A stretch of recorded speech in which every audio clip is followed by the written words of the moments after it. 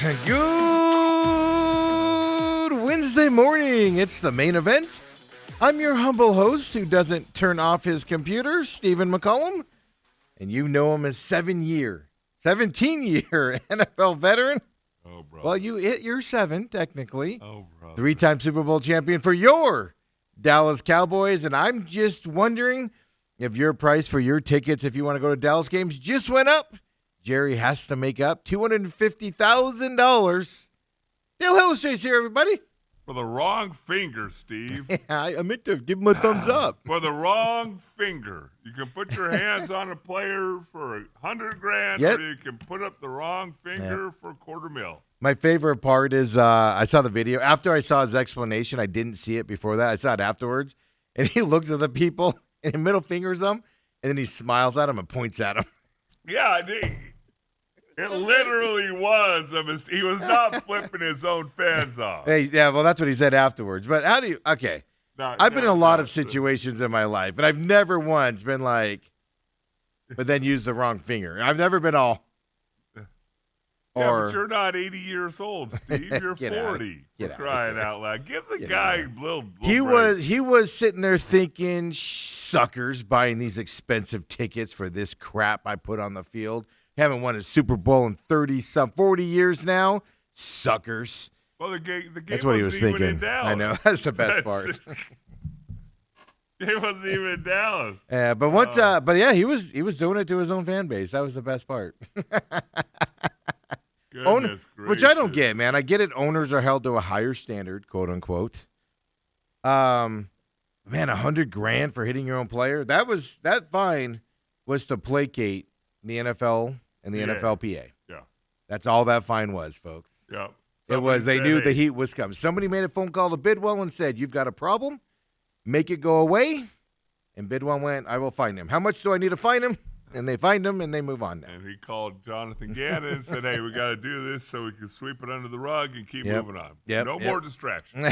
Well, and then they let Drew Penzing behind the microphone yesterday. Well, I'm saying no more distraction from the head coach about putting your hands on a player. It is amazing how instantly everybody was like, "All right, no more investigation." Again. You know, and it's one of those things that's so weird. Bruce Cooper and I went to lunch after our Yeah, show yesterday. thanks for the invite. Yeah. Well, you had 19 other shows you have No, to do. I was invited. To be fair, I was invited. And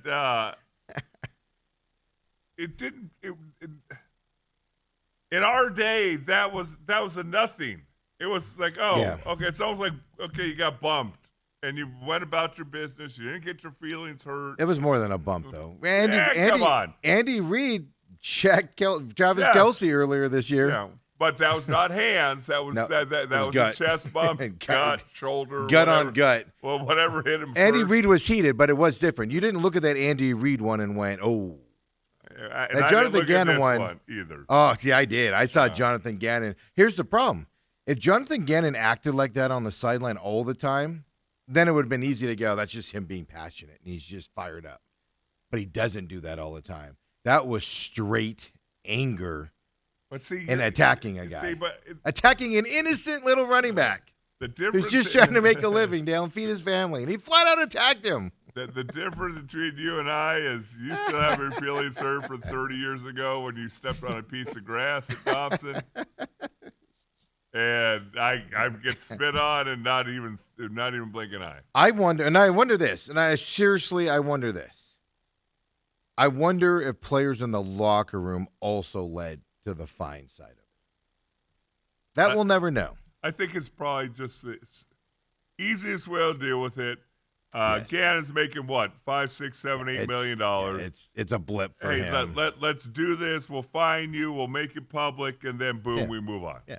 And everybody's okay. And Bidwell has a history of handling stuff himself, a la Kimes DUI. I'm handling it. I'm suspending him. I'm charging him, what was it, $250,000, I think it was. Right. I'm charging it and keeps the NFL out of the business of the Cardinal. It does Michael Bidwell want the NFL nowhere near his organization investigating? Is that a possibility, Dale? with all the rumors and lawsuits on Michael. He's like, we can't have, look, Jonathan Gannon, we can't have people sniffing around these offices. I don't honestly believe. I think that the NFL, Cole Bidwell said, we need to make this go away quickly. I just had to bring up the other issues Bidwell has. You're always going to go deeper. I don't think that's the case. I don't, but it was a thought that went through my head of that's one of those. It's like when you're in the mob, right, and somebody gets busted, and you go, you're going to take the blame for this one. Just take the blame for this one. We don't need them sniffing around to the other stuff we're doing wrong in here. But it is interesting how Michael Bidwell finding a coach for losing his cool. Isn't that ironic?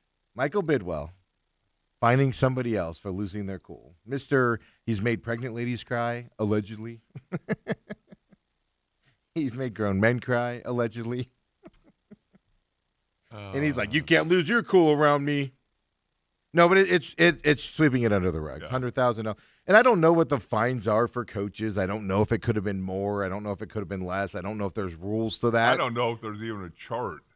Well, that's the thing. Yeah. Are you really telling me that they're putting in a contract? If you put your hands on a player, not viciously. No, but I $50 don't. grand. But there's language on things like that in his contract.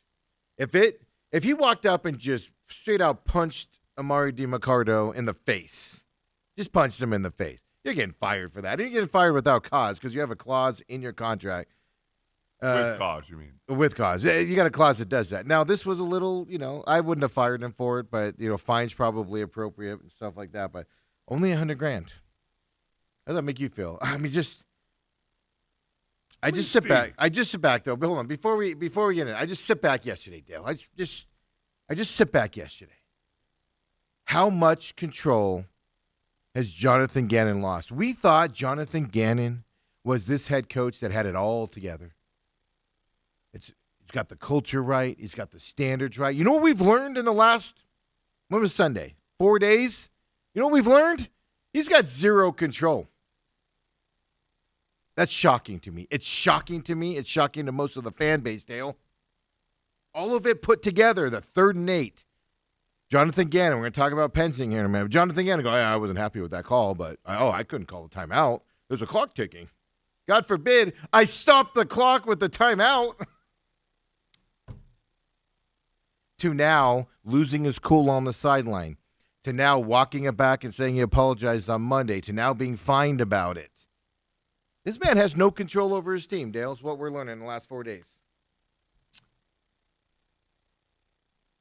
Hey, how about that exaggeration there? Come back from that one. I'm not sure I would go that far, but in the course of 3 weeks, I went from I thought both local football programs were in great hands. Yes.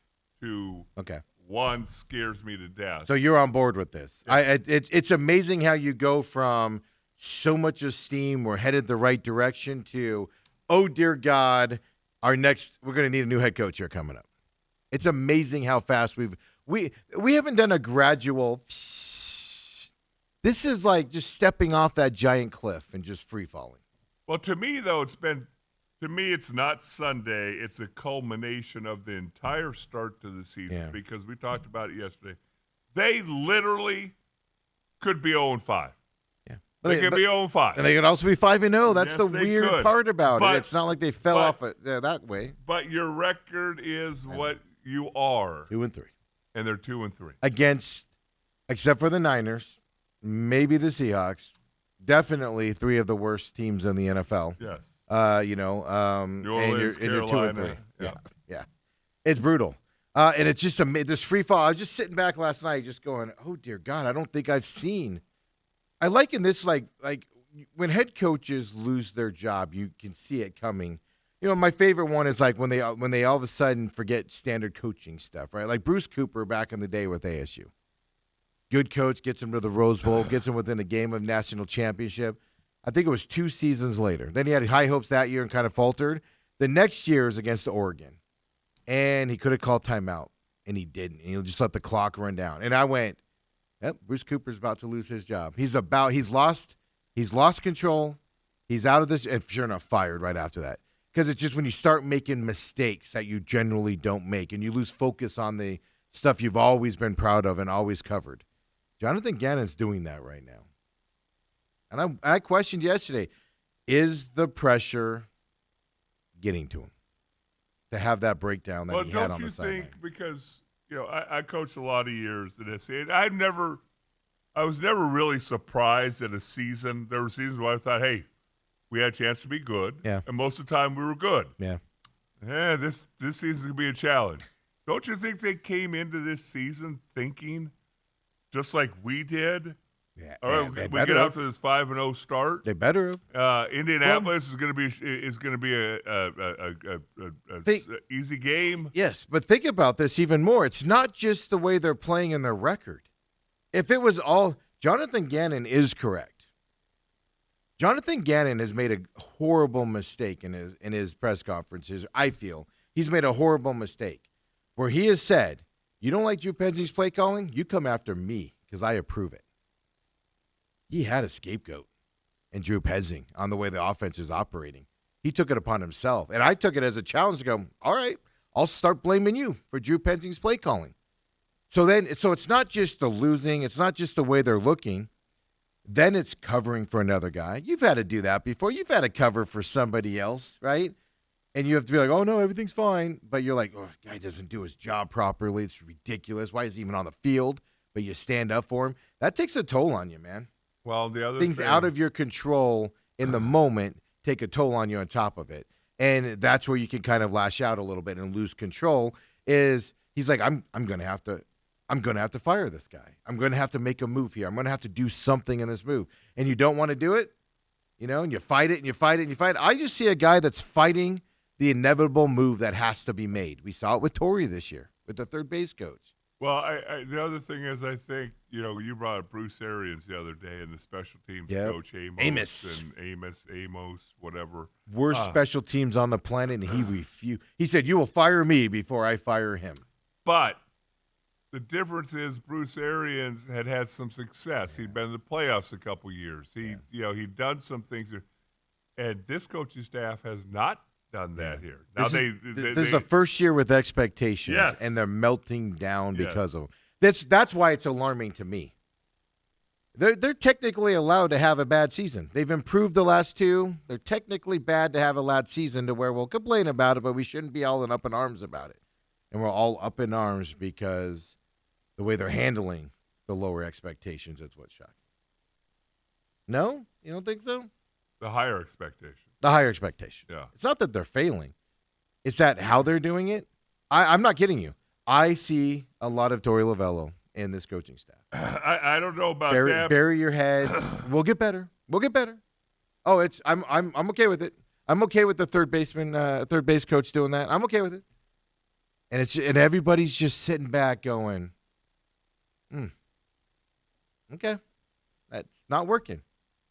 It's not working. It is definitely not working, and you can't tell me that they're not, as a coaching staff, looking at it and going. But not just that. You got your GMs probably talking to you about it. Your owner, who meddles, is probably talking to you about it. There's. I'm sure he's in those offices going, what the hell's going on? Fan pressure's one thing. Your bosses are walking in. Then Monty's got pressure because Bidwell's looking at him going, thought you built a good team. What's up with this? It's we're 5 games in, and I'm viewing it as this Cardinal staff is not handling it well. A little adversity. They're not handling it well at all. That's what's worrying me. I was thinking about this last night. I was looking. Mike McDaniel over at Dolphins land looks like he's aged about 70 years this season. But he's not. He's still that weird, quirky guy. And you could tell he's wearing it, man. You could tell he's not all happy-go-lucky like he was. But do you see him acting this way?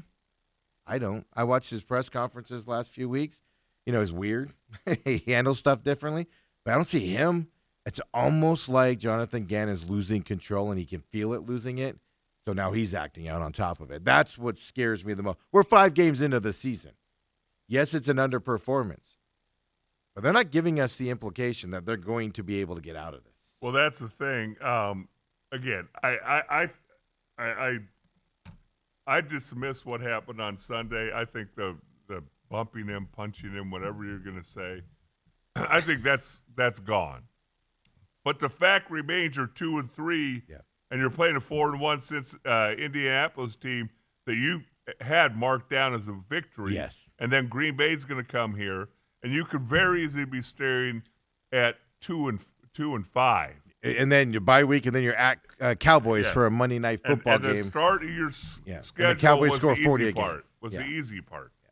And that's where I could see the panic starting to set in on this team. That's what I'm worried about. We're seeing panic from this coaching staff.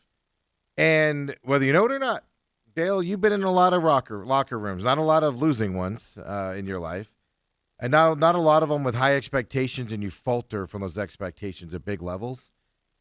But the team reacts the way the coaches react. That's why I'm a firm believer of your team takes over, like again, baseball, Torey Lovello. That team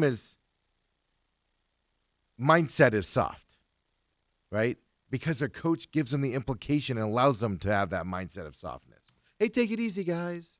It's a 162-game season. Don't worry about the first 30. We're good to go. And then the team goes, okay, I won't worry about it. Then on the other side, your coaches start to panic a little bit. Your coaches start to focus on the wrong things. Your coaches lose focus on the things they focus on all the time.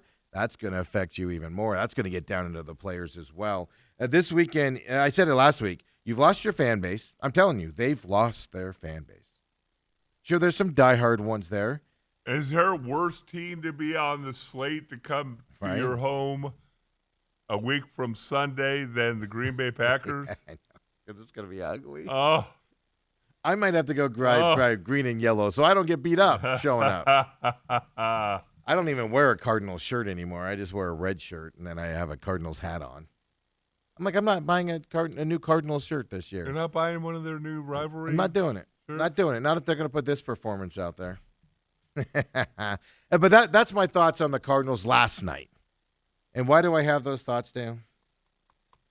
By the way, Mike Sheehan joins us here. Speaking of head coaches, riding the wave right now, joins us at 9 o'clock.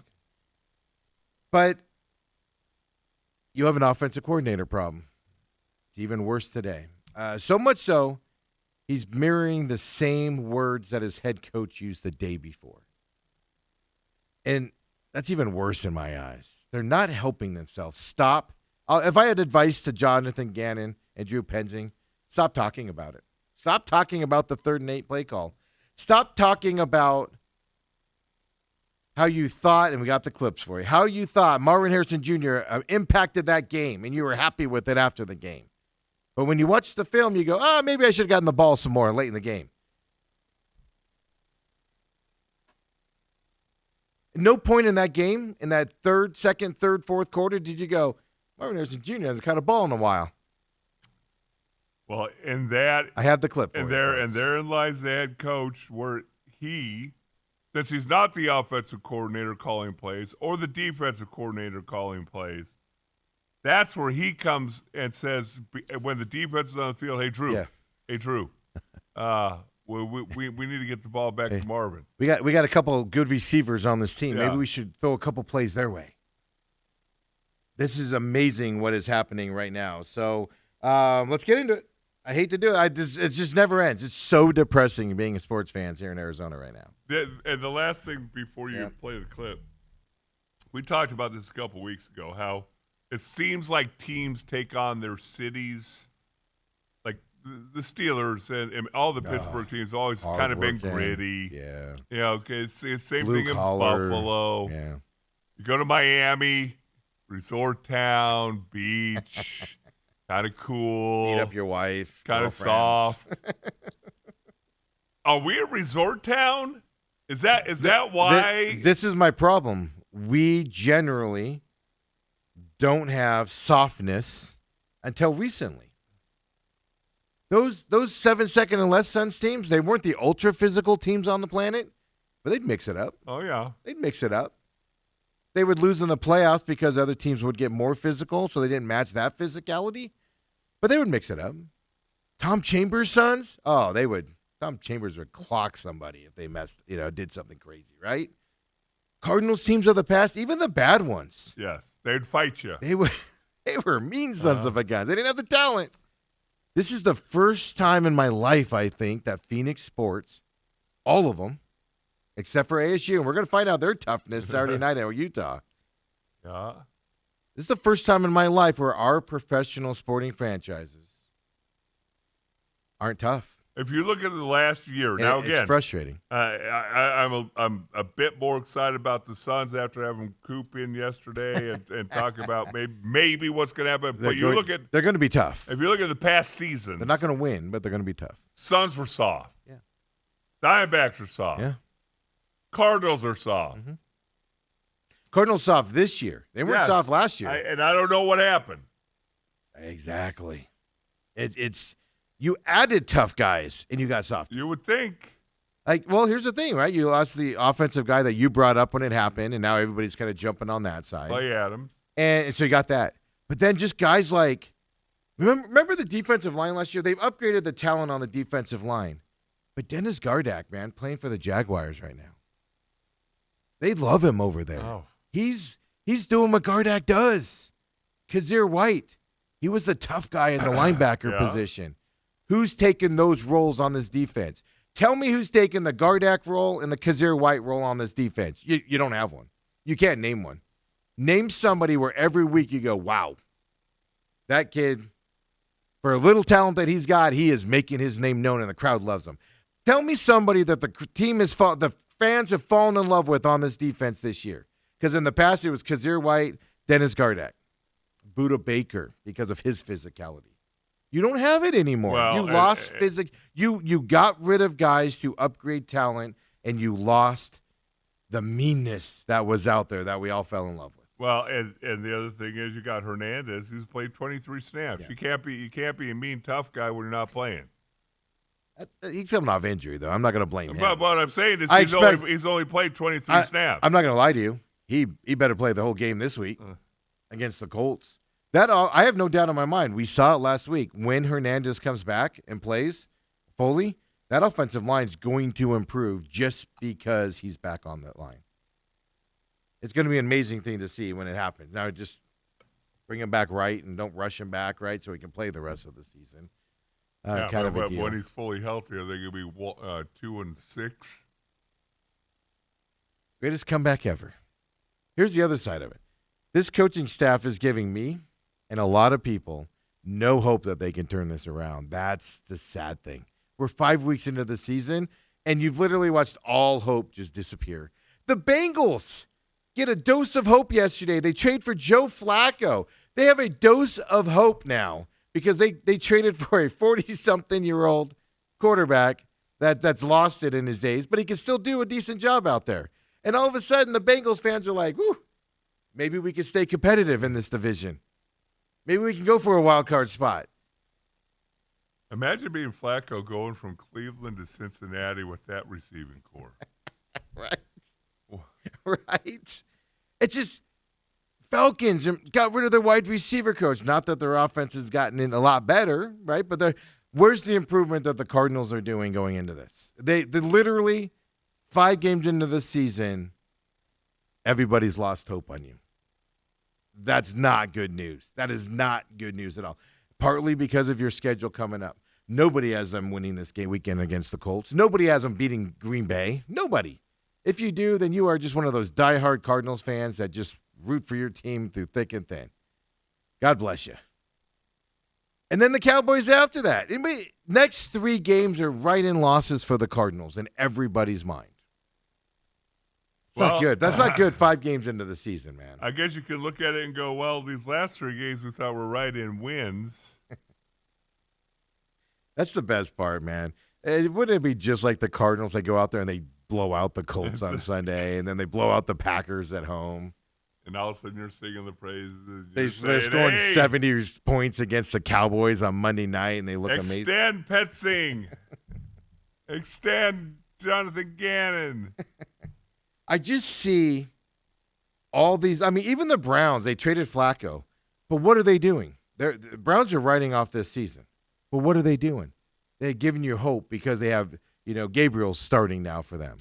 Shedeur Sanders is the backup, and I've already seen people go, Shedeur Sanders should be the starter over Gabriel. But you're giving your fan base hope for the future. Giants going to Jackson Dart, more Cam Scatterby. What are they doing? Giving their fan base hope. After a terrible start to the season for both those teams, giving them hope for the future. Cardinals are literally taking our hearts in the palm of their hands, looking at us in the eyes, and then going, crumbling it up while they're laughing right in our eyeballs, throwing it on the ground, stomping on it. Wow. Maybe getting a 10-yard, 5-yard penalty Wow. while they're at it. Wow. It's just, you look around the league, and that's where I'm disgusted. Everybody else is giving their team hope. Not one team has thrown in the towel yet, except it feels like the Arizona Cardinals had. Doesn't it? Doesn't it feel like they've done it? Or is it just me? I know it's not just me. I know it's not. I'm sure there are some fans. I would not say that, but the difference between the Browns and the other teams you've mentioned is the fact that this was supposed to be the year Yeah.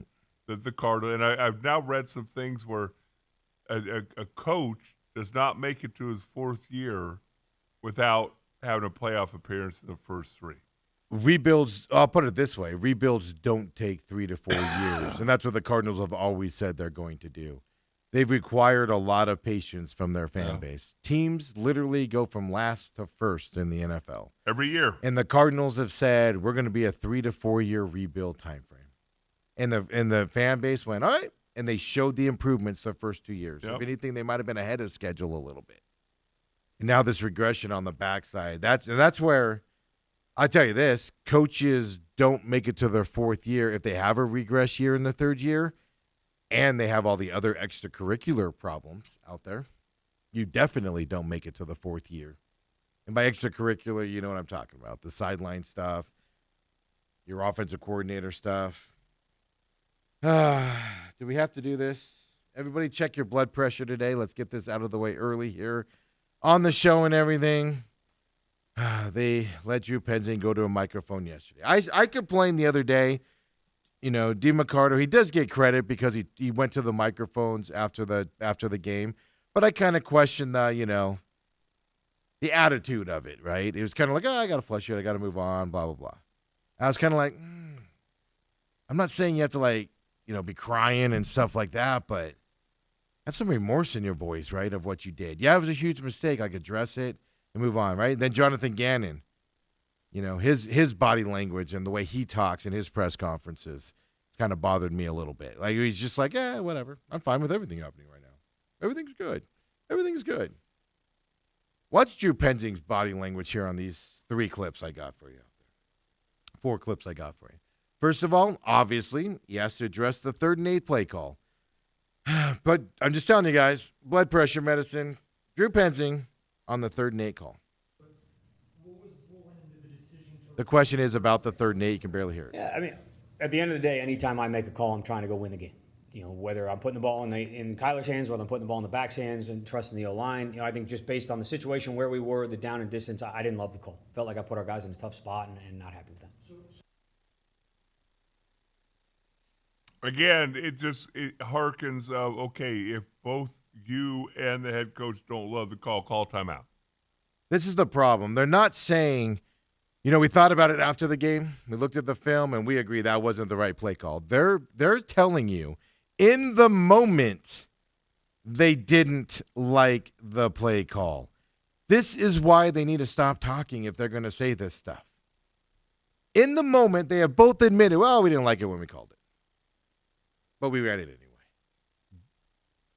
It would be a completely different conversation if they went, you know what? It didn't work out. After the game, we talked about it, watched it on film. That is not the right play call in that moment. We made a mistake. Yeah. That's a different conversation than in the moment calling it and then going, yeah, I sent that in and I was like, well, let's see what happens.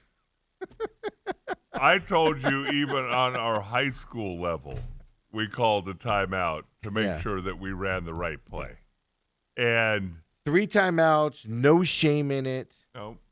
No shame in it. It's going to the 2-minute warning inning. It wouldn't have affected any. It's not like, you call a timeout and you give them more chances to score and, you stop the clock. That situation was not You run it down there. to 1 second, you call timeout. Yeah, and then And then you run the play, and it's a 2-minute warning. Yeah. Anyway, right? It's just in the moment, saying in the moment you didn't like it. I think they got together and they were like, hey, this is our narrative. This is what we're going to say to kind of appease everybody. They're making it worse.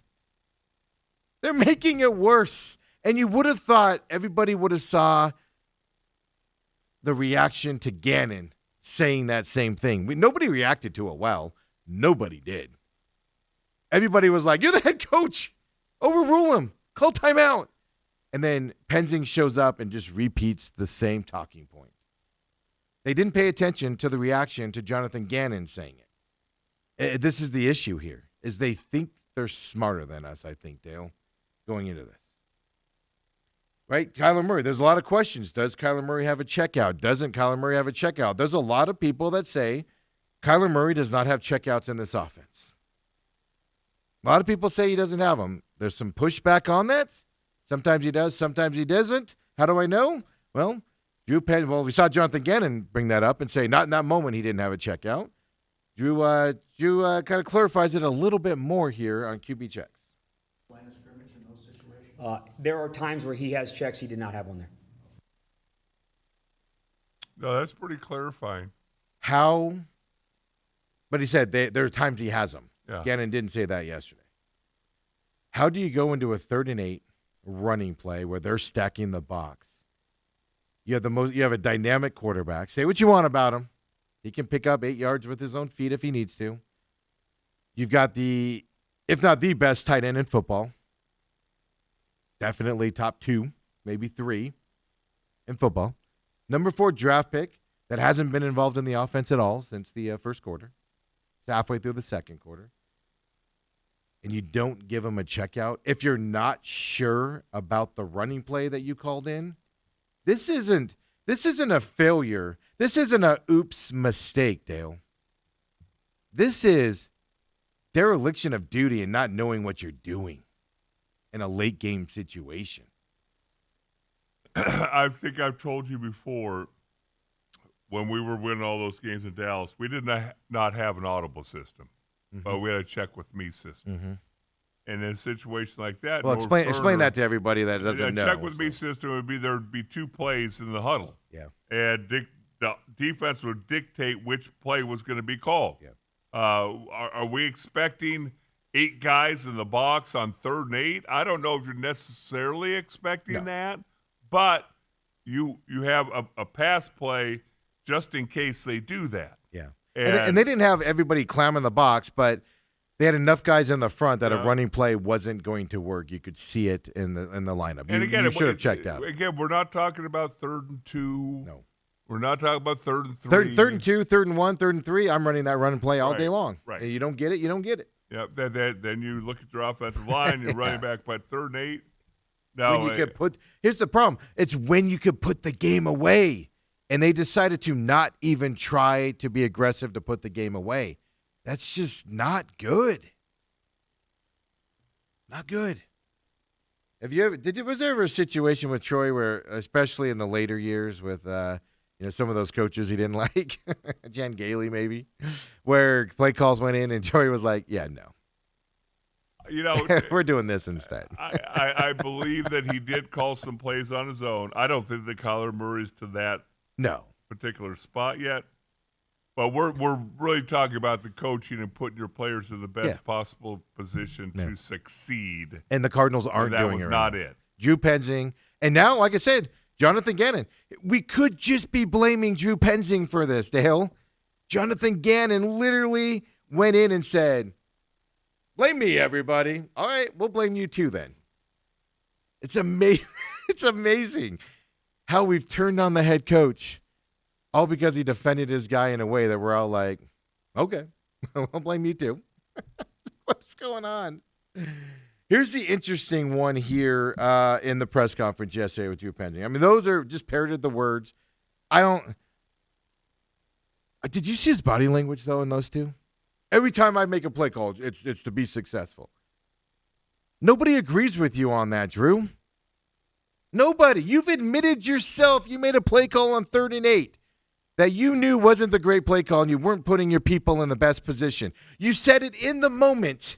You did not believe you put your people in the right position. How can you also say every time I make a play call, it's to be successful? Evidence says otherwise, sir. Have you ever? I've watched a lot of press conferences around the league for years. You love you some press For conferences. years and years, I've watched them. This year, I'm watching them. Bad teams, good teams. I don't care. I watch them because they're 10, 15 minutes, and sometimes they're just boring, and you close it out and you move on with your life. Sometimes you just have a coach that sticks his foot in his mouth, and it's a beautiful thing to watch, right? And stuff like that. But does he look like a guy that's in trouble? Does he look like he's got any stress on him in this press conference? He did, at least from the two that I saw, no. He looks like a guy that's comfortable, knows what he's doing, is okay with what he's doing, and you know what? His bosses are okay with what he's doing. That's the body language on those two I got. The team's sitting at 4-1, getting ready to go to Indianapolis. He looks like a guy where the team is doing offensive success galore, nothing but success on offense. And he looks like that type of a offensive coordinator. He looks more relaxed, than the Buffalo Bills offensive coordinator probably looks relaxed today. He's probably sweating a little bit losing to New England the other night. Drew Petzing looks more comfortable than successful offensive coordinators in this league. Okay, my question is this going into this. I do not have confidence in this team this week because of the way they've lost the last three. So then you've lost the last three, last second there. Then you lost to the worst team in the league at the time, the Titans, going into it. Then you've got all these side stuff. If we're questioning the play calling at 3rd and 8, Kyler Murray, after the game, I went back and looked at it. They asked him, he goes, I'd rather have the ball in my hands in those situations. Right after the game, Kyler Murray said that.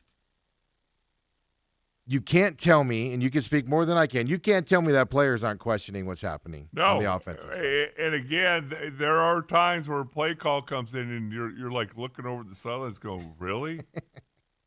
That's what we're running in this situation. It happens. And so if Kyler Murray said that, other people are feeling that going into it, right, and that stuff. So, right, look, Richard Science from Channel 10. I don't know him. We have a mutual friend. I've ran into him a few times and talked to him and stuff to that effect. But he's a smart guy when he asks questions and things to that effect. He asked the most brilliant question of the day yesterday. Hey, how do you flush a loss like this, Drew? Check out this response. You lose a game like this and you look back, like you say, and you see plays that you had that could have decided the game in your favor. How hard is it to flush it and start to focus on the next game? I don't think it's extremely hard. That's the nature of losing in this league. I don't think anyone's undefeated anymore. So every team's had to go through it. That's the nature of the NFL. I think being able to be resilient and show up on Wednesday and ready to go, I think is a huge part of being a good team and being a good coach. And that's what we got to do. Gotta flush it, Steve. Yeah, no team's undefeated, Drew. Absolutely correct. You're absolutely correct. But no team has lost in the fashion that you've lost in the last 3 weeks. No team's offense has looked like your offense the last 3 weeks and basically led to losses. Sure, you can put it on the defense and all that, but you not coming out and having your offense perform in a couple of those games in the first quarter half, and then in this game, the second half. Yeah, Drew, it's a little bit different of a situation, buddy. You can't compare yourself to anybody else. I'll put it this way. Cardinals have lost 3 in a row, correct? In last-second fashion. Titans came in 0-4. And almost a mutiny on their hands. And they turned it around in this game and came back and won it. You could say the Cardinals let them back into it, but they still had to make the plays to go. Do you have I have more confidence in the Titans doing that than I do the Cardinals right now. Well, you don't have to look too far. We pointed out yesterday the 49ers, without their starting quarterback, without starting receivers, without starting offensive linemen. Look like they haven't missed a beat. And that's what coaching is. And Cardinals, we're watching this. Robert says, I'll get to your other post here in a minute because it's a Browns thing, Robert. I'm not ignoring him. I just want to. I'll get back to it here after we get done with this Cardinal segment. But he says my other post aside, he says dumbass post, but he says the first two clips you aired shows that Penzing is out of his depth, and then you just saw that one. He looks like okay, and this isn't a knock. Okay, it might be a knock, but I don't mean it to be. It's a serious how I feel about Drew Penzing. He's too young. And he doesn't know what he doesn't know in this situation. He doesn't know how to fix it. He's the kid. Drew Penzing is the kid that walks in all confident in whatever he's doing, test in school, whatever. Confident as all heck. Sits down all wide-eyed, all energetic and everything. Gets an F on the test and walks out and still all confident.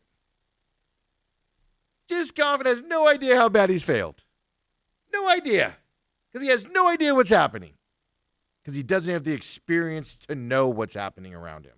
He doesn't have the experience to know how bad it is. He doesn't have the experience to know how bad it looks what he's doing out there. At a minimum, they should have somebody in here this week helping the offense figure this out, working with Drew Penzing. You mean to tell me, like I said, Mazzoni, yeah, he has to go to LA and go to UCLA to help them out. You mean to tell me he wouldn't mind just driving from Scottsdale down there to Tempe to help out the offense? He's more experienced than what you got in your offensive side right now. Did you see? How do you flush this loss? Hey, nobody's over whatever. Good teams come in on Wednesday and they perform well, and I know we're going to do it. Well, you're the only one that has that confidence, Drew Penzing. You're the only one, and the only reason Drew Penzing has that confidence, Dale, is because he doesn't know how bad it really is. He has no clue. He has zero clue what's happening. He thinks he's calling perfect games. He thinks everything in my power is being done. Not on me. Not on me at all. I didn't get this clip because I did take it, actually. I'll just do this one before I continue my rant. Drew Penzing was asked about Marvin Harrison Jr.'s involvement in the game, Dale. I mean, first quarter, he was involved. 43-yard pass play. Gambadora did the stat. I did not verify it. 24 plays on offense, and they didn't target him once in the second half of this game. Your supposed best receiver in the league. 24 plays. He gets asked about Marvin Harrison Jr.'s involvement yesterday. Drew Penzing, everything's good, folks. Nothing to see here. I felt that way during the game. Going back and looking at it, I think there's maybe a couple things I could have done differently here and there, and you're always going to feel that way when you come out of a game. But, he had 5 for, I think, 98 yards and almost a touchdown. So I feel like he had an impact on the game. I, wanted to get him the ball more there towards the end and needed to.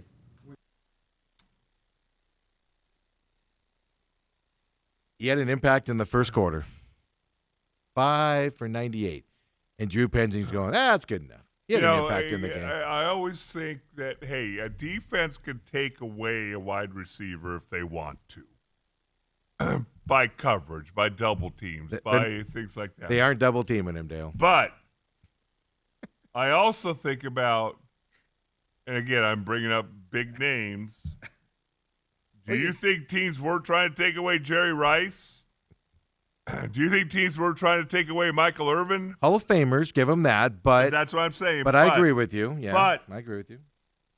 Don't you think teams were trying to take them away? Yeah, they're not double teaming Marvin Harrison Jr. Even on that long pass, the safety had to run over there and got there when the ball was up got in there there for a while.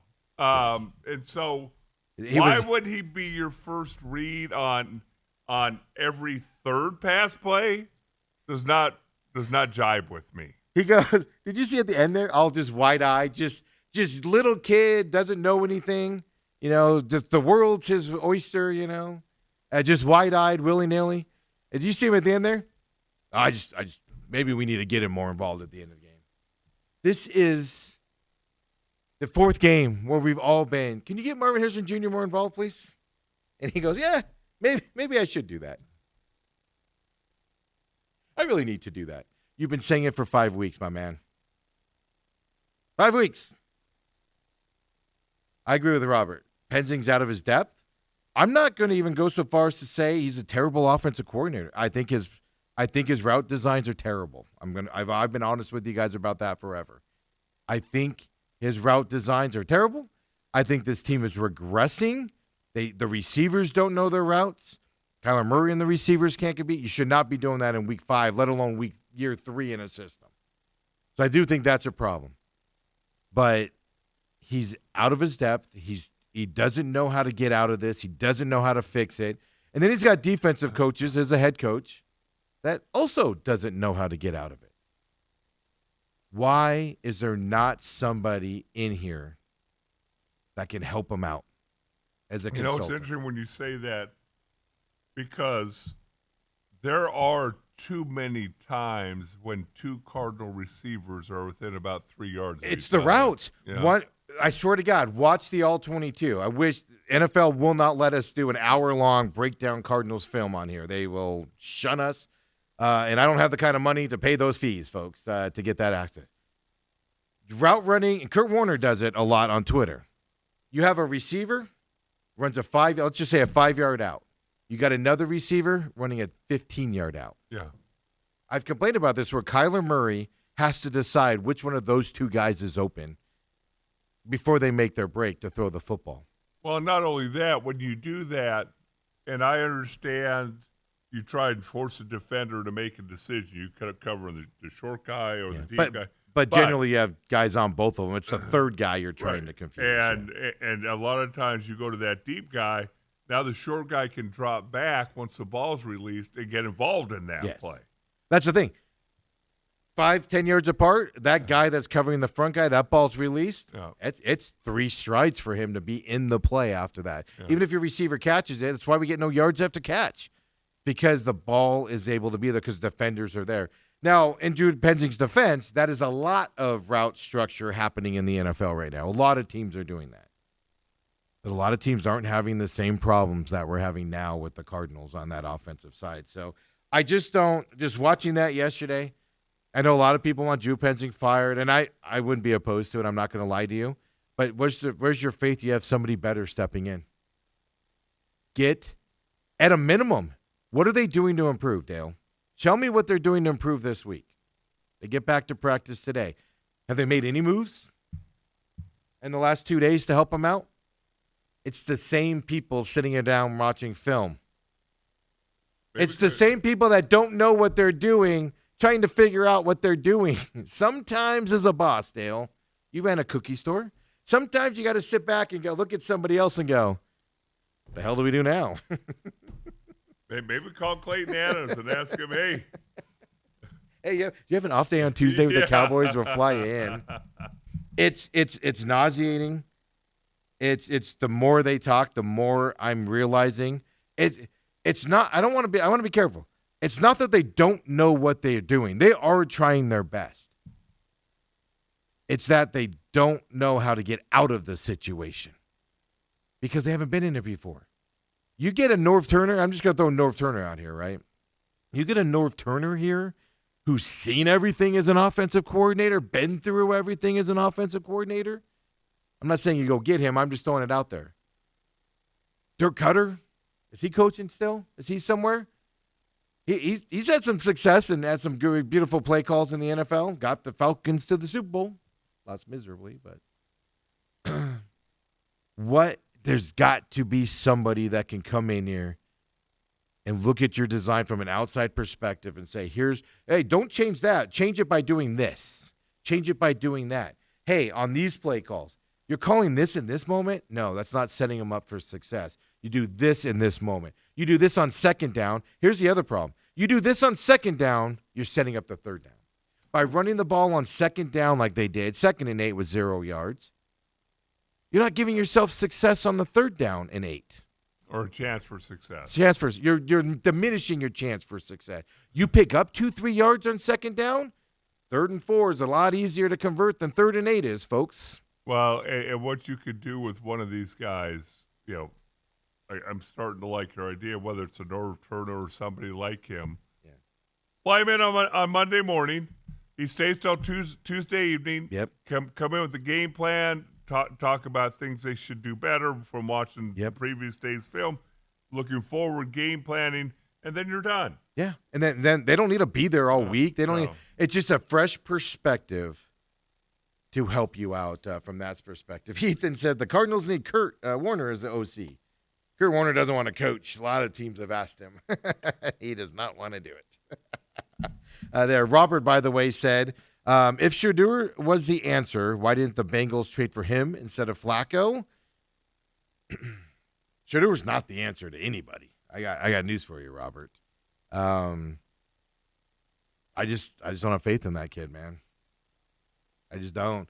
And here's the thing about NFL coaches. They may hate your guts 1,000%. But if you can help them win, because that's how you keep your job, and make no mistake about it, Browns coach's job is on the line. If they thought Shedeur Sanders could step in and win them some games, or at least be competitive to where you could go like Brian Daboll did with Dart, Dable's going to save his job, even if they don't win a game this year, because Jackson Dart is going to look better than anything they've had in the past. They go, oh, they could work together. If anybody on that Browns offensive coaching staff thought Shedeur Sanders could help them, he would be playing. Let's be clear about that. No doubt about that. You know, he also says, Robert says the Bengals traded for a quarterback that's less mobile than Burrow. That's going to work out well for their O-line. Okay, here's what I'll say about that. My initial reaction to that is, to me, Joe Flacco. I don't know how to put this. I don't know how to put this, Dale, but Joe Flacco to me releases the ball quicker and faster than Joe Burrow does. I'm trying to remember the last time that Joe Flacco had the talent of receivers that he's going to have in Cincinnati. That you're putting it the way there. When he had the success here, he didn't play terrible this year, but he had no receivers. Right. Dear God, you mean to tell me? And now, keep in mind, Bengals head coach is going to get fired this year if they don't figure this out themselves, regardless of Joe Burrow's issues. But you mean to tell me, and it'll be interesting to watch, the Bengals aren't going to adjust this offense a little bit to get Flacco to release that ball quickly? See, Joe Flacco knows he can't run. Joe Burrow knows he can escape and go. So generally, as we see it with Kyler Murray, they hold on to the ball a little bit longer because they know they'll be able to run and escape, right? Flacco's got no illusions that he's escaping and running for anything. He's not outrunning you or me. He's going to want to unload the ball quickly. That's what tells me that this might be a good – I'm not saying they're going to go on and win a Super Bowl or anything. That's what tells me Flacco's going to be an improvement over Browning. I'll put it that way. Yes. And it's going to be fascinating to watch how the Bengals offense changes a little bit because of that coming up as well. So, by the way, Flacco wearing number 16 for the Bengals coming up, if anybody cares about numbers. Is there any significance with that? I don't know. Hasn't he been 16? Wasn't he 16 with the Ravens? Oh, no, I don't think so. 16's an odd number for a quarterback, Is isn't it? it? Hold on. Joe Flacco's numbers through the years. Before we go to break here, commercial-free complaining about the Cardinals in the first hour, Dale. You just blew right through the break. Oh, it's because we had a lot to talk about. More there. Petsing. Hey, how would you like to be Odell Beckham Jr., where you get suspended 6 games? You're basically retired because nobody wants you. And you get suspended 6 games for PED use? How does that even happen? Well, I know what the gym I go to there, if those guys got drug tested, a lot of them, there would be a lot of PED positive tests. Flacco previously wore 5, 15, and 19. It was 15, not 16 as well. But Yeah, 16 is yeah. an odd number. He was 15 with the Colts, 15 with the Browns. Jets, he was 5 and 19 in both reiterations, and he was 5 with the Ravens and Broncos. So, yeah, 16. Well, Yeah. maybe one of those receivers is 15 and But Jake Plummer was 16, wasn't he? Not that weird. yeah, it's very weird. Yeah, isn't it usually 5, 1, right? What are those numbers? Coach Sheehan's coming up here at the top of the hour as well. We'll talk some Scottsdale Christian Academy. We got the numbers out here. I'm looking up something really quick, guys, and then I want to throw up those AIA official two-way rankings, here before we go to break. So be ready for that here. But fascinating on seeing, like I said, how Joe Flacco plays there. But I'm looking here, power polls here, I saw the Athletic move the Cardinals down to 23 after that loss with the Titans and everything. And look, a lot of teams are free-falling right now. Detroit Lions are 1 on the NFL.com 1. Eagles are 2. Bills 3. They moved down a spot. Buccaneers 4. Buccaneers is the surprise team this year. Everybody thought they'd be good. Everybody thought the Falcons would leapfrog them, but they might win 10, 11, 12 games this year. Yeah. Especially with their division the way it is as well. Seahawks 5, by the way. Packers 6. Rams 7. They've actually moved down 3 spots for the Rams here in this NFL.com. Colts 8. Getting the trend here? These guys are all on the Cardinals' schedule coming up this year. Washington Commanders are 9. Broncos 10. Jacksonville 11. Which, by the way, Cardinals play Jacksonville as well this year. That was a win, right, in August? Chiefs 12th, Niners 13th. We pretty much have just named the Cardinals' schedule in the top 15, remaining schedule in the top 15. We've pretty much just named most of the teams. This is a brutal schedule coming the Cardinals' way with the way they've played so far. So with that being said, by the way, Cowboys 20th. They moved up 2 spots. They got all the way up to 20th. Well, Tennessee with that big victory move from 32 to 31 in the ESPN poll. No longer the worst team in the league, right? From that perspective. Ravens, by the way, 22nd. They were like in the top 5 in everybody's power poll. Good news is, we're just one team back behind the crappy Ravens. 23. Okay, this is the paragraph that the guy says. I'll admit my fairly soft handling of the Cardinals can't go on. I kept them at the back end of the top 20 prior to Sunday's debacle, but that charade ends now. After taking a 21-3 lead less than 20 minutes into the game, Arizona still had a 15-point lead with the ball in the fourth quarter, somehow couldn't finish. Then they go into what happened and all of that stuff out there. So they say the Titans shocked the Cardinals, 19 unanswered points to win it. 16 in the fourth quarter, by the way, the Titans did. He says this one deserves a spot alongside they are who they thought they were game as the most crushing in franchise lore. And if you remember that game, the running back that came from Indianapolis, and I'm forgetting his name, Edgerrin James, fumbled the ball, remember, and then that turned it to where the Bears turned around and went on the run there after dominating that game the Cardinals did. Same situation. Something bad happens, a fumble, and then the other team gets the momentum and ends up coming back and winning the game on that side. So not only have you lost your fan base, Cardinals, the national media, you've lost whatever you had for them. It's going to be a long, long rest of the season here coming up. Throw up the 2A high school rankings for me. Preview this here going into it. Coming up, Veritas Prep came in at ranked number 1. This came out yesterday at noon. So every Tuesday at noon, the new rankings come out.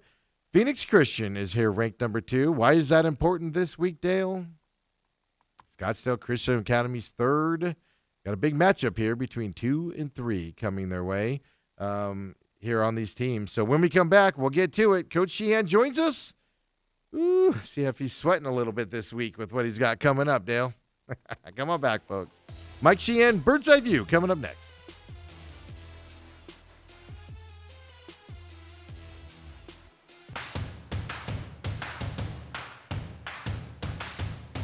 And we're back here. Main events. We're done talking all the negativity around your Arizona Cardinals. But I do know one thing.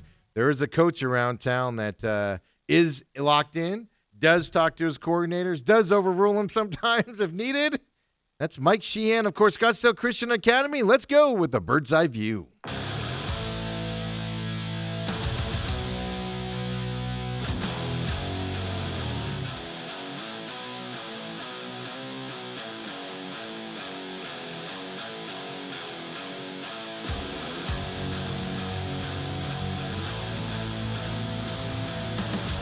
And there he is, the pride and joy, Says the Bears are winning the Super Bowl after their win last Hey, time in the bye week. Did he put a little color in that mustache? I heard last week Yeah. it was you couldn't see it. Yeah. Sorry, You little couldn't. frog in my throat. Sorry. We all thought he My shaved it. My hair is curled back in my throat from Yeah. my mustache. No, it's just I let it grow out a little bit more. I trimmed it up a little bit too much last week. It was a little bit too see-through. Was your wife mad at you when you shaved it too much? Is the bigger question. Actually, she didn't care anymore. First, it was cool. Now she like I don't even know if she She- looks at me. She's over It's you one of now. those She doesn't things. care. She's over you. Yeah. Like whatever. Do Yeah. whatever you're gonna Yep. do. Yep. Hey, I have obviously last week you played Cortez. Let's get right into it because you got a big matchup this week. We got a lot of questions on that, but last week Cortez, you went up there to Glendale. Won that game handily. If there's no other way to put it there. My question is this: going into that game there, with knowing what you have this week, play your starters a little bit longer, or did you do the same routine where you still were pulling them out in the normal time frame? Yeah, I kind of pulled him out normal time frame, get everybody some more reps. We cut out our last JV game because our JV kids have played in so many varsity games. So since we cut that out, we wanted to give them a good lot of work. And because at our level, kids are allowed 15 games. Yeah. At every other level, it's like 10 games. So our boys, every single boy has almost played in every single game, which is awesome as far as JV kids, right? So we cut them off at halftime, make sure we stay healthy going into this week, worked on some stuff, but yeah, boys played well. I don't think they're trying to slow down at all, and they don't kind of go down to their that sounds that bad. They don't play a lesser opponent, they don't play down at all. They keep playing their style football. I don't think there's any insult to that. My question that I've been dying to ask you, I should have asked you last week. Kind of bad timing with what you have coming up, but I mean, we talk all the time, right, about Caleb and Sean and all your guys that are just having a good, successful season. Tell us about some of these kids that have generally, aren't starters, probably aren't going to pay that much, against good teams, but had a lot of games this year. Maybe some of these JV guys coming up here, throw some of those names out here and guys to pay attention to Honestly, here for these we guys. we have some awesome young kids. We really do, and it's that's kind of a blessing about our program. Being at a smaller school, they all shoot on Friday nights. They all play on Friday nights. They all play a lot of games, but got a couple freshmen. Ben Watkins is a running back for us. I think he might have 4 or 5 touchdowns already, a couple 100 yards. Sully Reeder, who's a freshman, he's a smaller kid in stature, but freaking gigantic heart. I think he's got a couple picks this year, playing really well. Sophomore RJ Reeder, he's playing phenomenal too. He kind of plugs and plays wherever. He's a kid that switches his jersey on and off if he's playing, whatever position. I can't even get the words out today. Whatever position he is playing, he'll switch it in and out. But honestly, Gibbons, we got another Gibbons, number 88. He's first year football player, and he's a pretty nasty little tackler. AJ Scapitici. Yep, say that 3 times fast. He's been playing pretty well for us. So just a lot of great hardworking kids that are bought in. That's what we have. To kind of go on a little tangent, like you said, to give these guys a time, like the JV season's over. So I kind of sat in the weight room the other day. We were talking. I said, hey, if you guys want to go on to your next sport, if you kind of want to do your thing, if you want to move towards your next season, like I give you an open door, you guys have worked your butts off, but not one single person left, and they want to keep rolling with this team. So it's definitely a team type atmosphere from senior down to freshman. So fun to watch. So this is the time of year where the AIA rankings start coming out, and I don't know if there's ever been a year where everybody goes, "Oh yeah, I'm happy with the way the computer rankings came out." Yes. You've got 3 or 4 undefeated teams in 2A. You got Veritas, you got Phoenix Christian, you got you, and I don't know if there's a 4th. No, there's not. Yeah. Okay. There's not, but there's a bunch of 6 and one. one. One loss. St. team. John, Santan Charter, Camp Verde, Wilcox, Arizona Lutheran, all 6 and 1 there. So ranked afterwards. they came out yesterday. As you look forward, I know personally that you do pay attention. Do you share that with your kids? Were they expected to be number 1? Do you think they care? Well, they wholeheartedly care, right? So it's like I might have shot more messages off the huddle yesterday than I've done all year. So I feel like, I it's hard to get up sometimes. It's hard to get going, but to get boys going, to motivate guys, like I feel like I got to go find some stuff, and sometimes I got to drum it up, and it's not really there. Like we don't have to drum it up anymore, right? Like it's right there for us. Computers saying that these other teams in front of us, that's great. Like, listen, give us the underdog role, get us a little upset, get our kids with a little bit more motivation than they would normally go into a game. Like we are literally the underdogs going into Saturday in Phoenix Christian, it says. So we're going to play that role, and our kids are going to try to play up as much as possible. So hopefully we can run with PC. Well, as you and you look over the last 2 years, you won state championships. Last year, 12 seed. Year before, I can't remember what SCA was, but at least 4 probably because we had 2 home games. I want to say the three or 4, I believe. but Yeah, never something like that, yeah. number 1. Yep. And so you look at it, and obviously you're not playing Veritas this year. We got Phoenix Christian on Saturday, And then Camp Verde, which also is high up in the rankings. Okay. So last 2 games. Yes. so you play on Saturday. Are you a guy who looks at the weather by chance? You know what? I do not, because but I've been told 100 times. So I'm not going to look at it. I'm not going to jinx it. If you say it on here, I'm not coming back on next week. So remember, you guys jinxed it when we went into that first game. So we're going to move on from weather questions. We're going to play a football game. It's not going to rain. It's not going to do any of those things. There's going to be no storms. It's going to be beautiful out. There's nothing coming in from any different direction. Just do us a I know favor and don't have bug sprayers or a hose spraying your players when they're trying to catch balls getting ready for the weekend. Just don't. Just make sure That's there's what no we're gonna film do of all that coming out.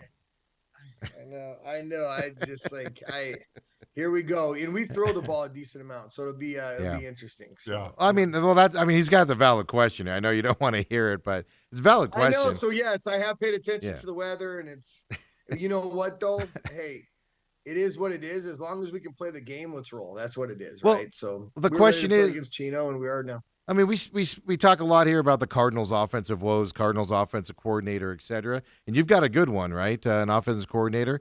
Does that change the game plan going in, or do you have a secondary game plan or something to that effect? Because you guys do throw the football a lot, and obviously wet weather that can change things up. Yeah, I think you always have to be prepared for that. So I think honestly, like, we haven't necessarily ran the ball as much the last couple of weeks because we have been working our passing. Now it comes with the weather situation. So this week we're kind of running the ball a little bit more and forcing it a little bit, load the box against ourselves and trying to do that kind of stuff. So it's definitely one of those things you have to practice for and just go with the flow. But you know what? Unless the ball's struck by lightning, the ball still goes through rain and wind, right? So we gotta see if we got to put the ball in the air. Those gloves are pretty nasty nowadays that they make it almost the wetter. I think the wet. The more I'm wet. telling you, I Yeah. can't talk to. Yeah. Yeah, the more wet it is, sometimes the easier it is to catch. It's not slippery leather. Has Sean ever thrown with a glove? I don't- That's a great question. I don't think so. I don't think he's Kurt Warner did at all. You see a lot of that, right? If a quarterback will throw a glove on, and then all of a sudden it changes the grip. I only bring that up just because I saw ASU yesterday. They were dunking balls in a bucket of water because they're going to Salt Lake where it's definitely raining or snowing, and they're handing it to just splashes everywhere. And we giggle on that stuff here on the program when it happens. But Saturday night game, how does that change your guys' prep going into Saturday? Because obviously you're used to playing Friday night. Then you got a short week for Camp Verde next week. At least it's at home. 2 really good teams coming up. But how does that change the attitude of the players prep week going into Saturday night instead? I honestly try to take advantage of it a little bit since it is a big game. Usually on Mondays we'll do more of a walkthrough film install day. We lifted and had full practice yesterday. We had a scrimmage style practice yesterday. It was good on good the whole time. Kickoff, return, punt return, offense, defense. So like I'm using it to bang a little bit more early in the week, prepare for later, right? So instead of kind of like going through the motions, like let's get after a little bit more, give our bodies a rest towards the end of the week, and then get ready for Saturday. Well, I know it's a big game because I actually got a call from one of your coaches this week asking me a couple things. Talk about Phoenix Christian. What do they bring to the table? What's their offense like? Have you seen an offense like they run? Just talk about them a little bit. Honestly, here's what they are. They're an extremely well-coached football team, is what they are. They're going to come and they're going to try to hit you in the mouth. They run some wishbone. They run some double wing stuff like Arizona Lutheran does. They want to put the ball on the ground. They don't throw a lot, but when they do throw, usually dudes are wide open because of the way they run the ball. So I feel like they're an extremely well-coached team. Their defense is going to be good. Offense is going to be good. Their special teams, they like the onside, do bloop kicks. Like, you have to kind of prepare. You can't leave a lot out, right? You can't not prepare for a certain part of the game against these guys. There's a lot to prepare for, and we haven't necessarily seen it all year. So it's one of those things where, sometimes you can prepare the same every week if you're seeing the same kind of offenses, just different little ticks to it. But this is entirely different. So we have to prepare in a different way, slow our practices down to make sure that we're ready for what's coming, or at least we can be prepared for what we might see. Always found it difficult because no matter what level, 6A down to 2A, most teams are running spread offenses, throwing the football around, and all of a sudden you see a wing T or single wing, double wing, whatever, and it's hard to get your scout team to run it nearly as quick as you're going to see it, in this case, Saturday night. And that first quarter hits those guys pretty quick. How's your scout team responding to this? Honestly, I think we started it. I'm not gonna make anything up. We started last week, right? So we started when we were playing Cortez last Monday. We were going against PC's offense. That's what we were doing. So we were running their scouts because they ran a little bit similar offense. So we figured prepare for this week last week. But they've done pretty good. PC likes to get up to the ball, like they're quick out of the huddle, up to the ball, snap and go, right? So we've had to emulate that a little bit. I know they're going to try to go on two and draw us off a little bit. So we're trying to emulate of like up to the ball quick, going on two. We've been practicing against that for the last 2 weeks, and hopefully we're prepared for it. But I think our scout has done a pretty good job because honestly, like, we've turned everything into competition now. Instead of just like lazily going through scout and lazily doing this and lazily like just looking at a piece of paper and go here, like we turn everything into competition. If scout beats our defense, the defense has to run. You know what I mean? If our scout defense beats our first team offense has got to run. So since we've made it a little bit more competitive, I think the boys have kind of upped it a little bit, which is hard to do for scout. But I think we've got a couple more days to prepare, but hopefully there's some something works because they're going to be hard to stop. They score a lot of points. You weren't kidding. They don't throw the football. I just pulled up the box score for the last 3 games. If these stats are correct, 5 attempts, 3 attempts. So and with that running game with that wing T. So that's I call it the old style offense there. When we saw it with ALA in the playoffs a couple years ago, it was like, what is happening out there? The way they're lining guys up. I do find it interesting looking at your guys' comparable schedules. They played a lot of teams that, are good in terms of, when they play other guys, but when they played Phoenix Christian, a lot of high scoring, I'm going to call them blowouts. I hate to use that term at this level, but, on that, then they got you this week and Veritas, the number 1 team next week. And you guys have, of course, Phoenix Christian, and then you go to Camp Verde, another highly ranked team. So you both are kind of running into a big game for the first time this year, going up against each other on that side. So it's going to be an interesting, battle it out here. Is the game at SCA or Phoenix Christian? Yeah, it's at SCA. All right, 7 p.m. Saturday night. Yeah, it should be. They are good, and honestly, I don't think they haven't beat anybody by less than 14 points or something, right? So they've put it on some teams, and it's to think about that kind of offense, you don't think about a lot of scoring, but what they do extremely well. So it's hard to stop. You know what I mean? We played an offense like that about 3 or 4 years ago before you got there, and they hung 70 on us. So that's right. Was that Mingus? No, it was somebody else. It was in the playoff. Morency. Morency. I meant Morency. Yeah, Morency. What does their defense? How can they present you problems offensively? They're all fast, physical, strong kids, right? So they're good, fast. They got a great secondary, good linebacking core, and obviously like a great D line. those kids play both ways, and they're tough dudes. I think they'll come after us a little bit. They're going to want to hit Sean. They're going to want to try to get to him. We got to make sure we get our running game going, do all that kind of stuff, and kind of be prepared because they're like a fast physical defense. They're a good team. I really do think they're good. And like I said, extremely well coached. And when you can get high school kids extremely well coached, you're going to be able to battle every single week in and out. They got one kid there, a sophomore, 13 sacks on the season here, Aaron Witten there. So you're just looking at their Number defensive 20, right? stats. Number 20, he's their tailback too. Yeah, the running back too. Yeah, so there you go. Yep. 13 sacks and their starting run. Okay. And he runs the And football he's got too. 13 sacks and I think 15 touchdowns, 17 touchdowns. 17 Kid's total a touchdowns according to what I'm looking at. phenomenal Yeah. athlete. He's Yeah. a really Hey, good athlete. stop that kid, right? Yes, I mean there's a lot to stop. The problem is it's all the horses in front of him do a good job blocking, so they're Yeah. all good. You know, Who's playing Nothing real good for you positive up this front on offense? our offensive line from left to right is Luke White, who's a sophomore, actually a really good, phenomenal athlete. Left guard is Joey Casasilla. Center is Big Red. Obviously, you got Sammy Watkins. Right guard is Bennett Libby, and then right tackle is Cade McKee. And then we can plug and play Landon Larkew's 6'3", 310, and London Olson's been playing offensive line for us a little bit. Logan Liston. So I think we got a decent amount of kids that can kind of plug and play. It just really took us a couple of weeks to find that right. What's the word I'm looking for? The Combination. right combination. Yes. Yep. Correct. Yep. But they've been playing pretty good. Okay. I asked you it last week, and I asked you it was my first question today: is did guys get playing longer?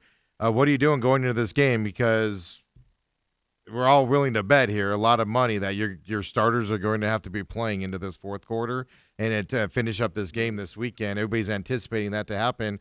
What's the thought process? What are you doing to make sure those guys are ready to play, both conditioning, but also just getting, quite frankly, just hit and banged up for 4 quarters in this game? That's kind of why we did the last 2 days. So everything's been competitive. Everything's been fast. No standing around in practice. And yesterday, Coach Ernie, he does all our conditioning stuff. And on my notes on my practice schedule, said run until PC's tired. So we got to make sure that we're in shape, be ready to go. So that's what we ran until PC is tired. That's our goal to get in pretty good shape. That's the goal. Well, especially if they're a running team, right? That running takes a little bit more out of you on the defensive side. And people don't know, a lot of the defensive guys turn around and go right on the offensive side on top of that. Yeah. So, is that going into this game, is that something you're going to be thinking about early in the game in terms of play calling and stuff? Or is it just, no, we're going to go and everybody will be ready to go? I think it's those kind of offenses put a lot of pressure on the defense. It makes the defense extremely tired. Like usually on offense, and they both get tired, right? No matter what you're doing. But the offense knows where they're going. So they're always doing what they're doing. And the defense always has to react, which is always, I feel like, more tiring than anything else, right? And maybe Dale can contribute to that. Like he's got a great story on that. It's not as hard, but when you got to read and react and continue and chase guys down from sideline to sideline, and you're not, doing one thing on a play, and you got to go get that ball, I think it can tire out a defense. So we are probably going to have to kind of rotate in. If there's a long drive, kind of mix some tackles and D-ends in a little bit, kind of have a little bit fresher D-line to run at them. We're going to do everything we can to give them a battle, but it's a tough one. Like I said, they're ranked above us, so we'll see what happens. What's interesting in the story, Steve? I got to tell this. So I went to SMU. We ran the ball all the time. I mean, if we threw the ball more than 10 times, it's because we were losing. And our offensive line coach said, you're wearing them down. You're wearing them down. Every time I broke the huddle, though, every 3 players is a new defensive guy in front of me. And I'm like, how am I wearing them down? They just keep rolling guys in here. And then I had the chance to play in the Japan Bowl All-Star game. And they wanted to get me a sack. So I played I played offense. I played 5 plays on defense. Chased Doug Flutie around for 5 plays. Came off the field, threw up. And I said, okay, it is harder. It's harder to play defense than it is offense. And I started thinking about it. It's like, well, if I'm the right tackle running left, I cut you off.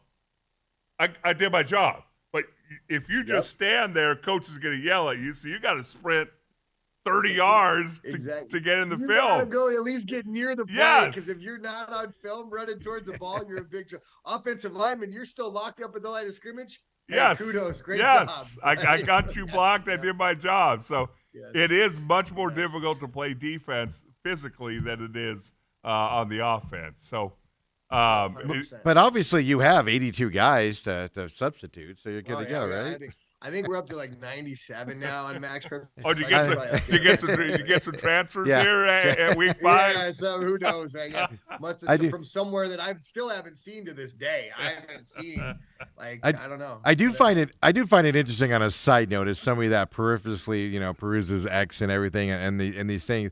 Man, just a couple weeks ago, a lot of people were just railing on you guys for winning the way you were and not having any competition and stuff.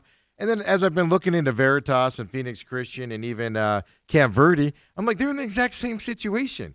But you don't hear anybody saying negative things about how dare them not be up at 3A and all this other stuff out there. Which to me is a point here that this is, you have the program on the map, and people are looking at you as the standard here at the 2A level going into this weekend. And you got the bullseye going in here, and you've earned the bullseye. Now you got to play with the bullseye this week with Phoenix Christian. So what I'm saying is your players have to match what you put out there. Congratulations. I agree. It's. I'll tell you what. It is an interesting spot to be where we're at. It is. We don't talk about it much, right? But it is an interesting spot to be the 2-time defending state champs, going through stuff. You do have a target on your back. People, it's like, and I'm not. Listen, this is not comparing me to all these other things or us, right? So people dislike the Chiefs because they've been good for a while. People hated the Patriots because they were good for a while. People hated Saguaro. People hated Hamilton. They got tired of Chandler. Like, once you, like, building a program is so much fun and it's so much work. And then once you do this, you're like, man, like, I'm really proud of this. Then people want to tear it down. But then all it does is motivate you a little bit more to keep going. And honestly, it's hard. It's football and they're high school kids. Chances, like I've said plenty of times, the chances of us winning another state championship is very slim. There's so many good teams. But that we're there, that we're at the tip of everybody's tongues and on their Twitter fingers, then we must be doing something right, because they're talking about us, right? And it's not in a bad way. It's just in a way that people don't want to see our success as much anymore. And I take that as not really a respect thing, but I'll take it as that. Well, and it doesn't matter what level, whether you're Golden State in basketball, they were the darlings of the NBA, and then it's like, okay, we're tired of you. I couldn't stand them when they kept winning. Like, Yeah. I did. Like, I loved Steph Curry until he won a bunch. Yes. I'm like, man, I like him. And I go back and I'm like, why did I do that? It's so immature of me to think, like, why did I get annoyed with Brady? Because he was winning all these. He was That cheating, too. Immature. He's a cheater. But he's so, but stop it. I mean, Yeah. are you kidding me? All these guys do that. Like, they just, I think it's an immature thing to hate the people at the top instead of trying to respect them. Like, I respect anybody that beats us. I will wholeheartedly respect them. If PC goes out and beats us, man, respect to them, because they're doing great with their program. If Santan, if Veritas, if ALA, if Camp Verde, if any of those teams beat us, respect to them, because we're working our butts off so we don't get beat. And if someone beats us, I mean, more power to them. It'll hurt in the moment, but man, they're working hard to do the same thing as us. Well, the thing is, you always think as you're trying to build something that's the hard part. And as a guy who's been on both sides, I've been 2-14 in the NFL. I've also won some Super Bowl championships. It's harder to maintain once you get there than the building part. You'll look back here in about 10 years now and you go, man, the building part of that was so much fun and so much excitement. Mm-hmm. And then all of a sudden it becomes kind of a chore. It's like, well, now we're expected to win. And that's, in my mind, not nearly as much fun as actually surprising people on the way up.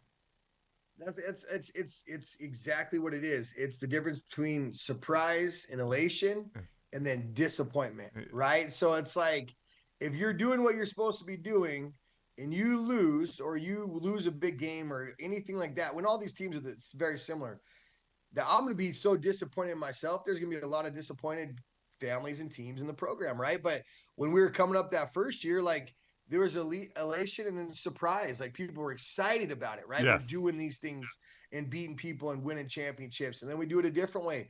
But you know, it is so much pressure, and I don't care if it's high school football. The amount of pressure that gets put, like I put it on myself, I put it on the coaches, I put it on this, and the coaches put it on themselves. Players put it on themselves.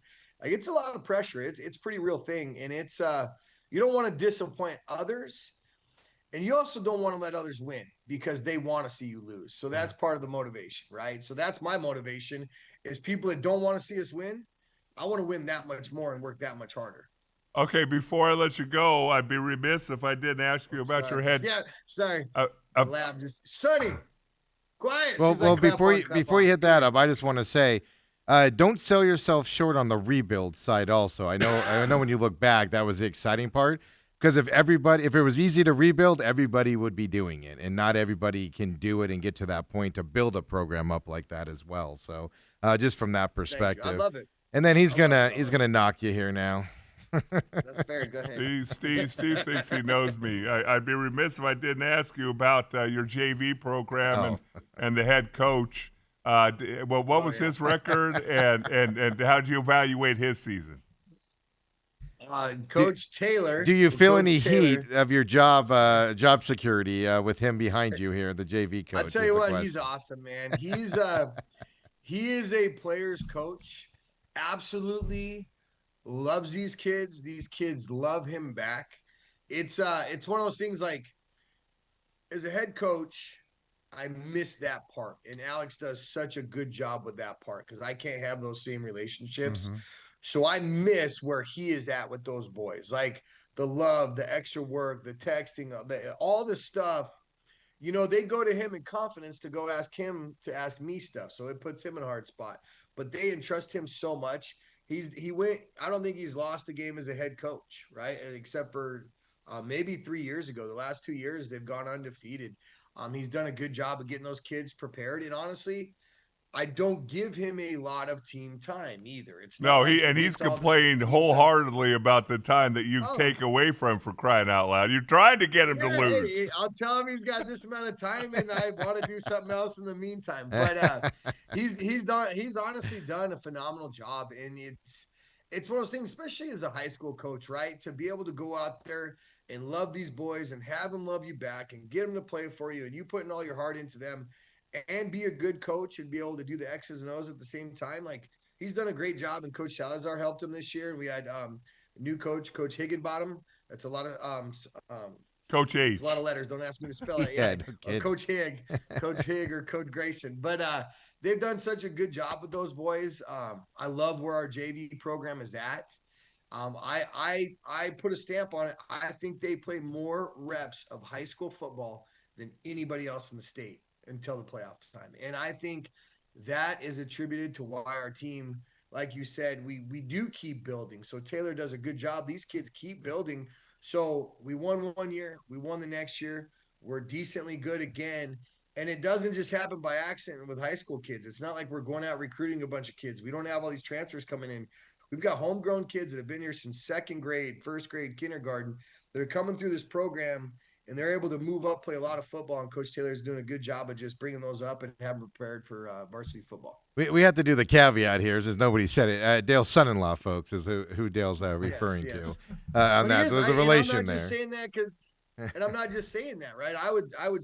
I tell Alex, great job all the time. I would try to make sure, like, I give these coaches kudos. Like I do expect a lot of them, but I also give him kudos. He's done a phenomenal job this year. And it's not because of the relation I'm saying this. It's No. because legitimately but I know. I Yeah, just no, I don't was want telling the it to seem audience like just that. He's because awesome. Dale's taking an awful lot of interest in that one coach out there. That's Well, all he's I'm the head saying. coach for crying out loud. He's a head coach Yeah. in waiting. Who's Coach Clark? Who's the offensive coordinator? Who's these guys? But you tell look- me about the JV coach. I mean, you look at Sheehan in 3 years, he's aged about 15. I mean, he ain't got a That's whole no long joke. time I left. had a full head of hair. So yeah.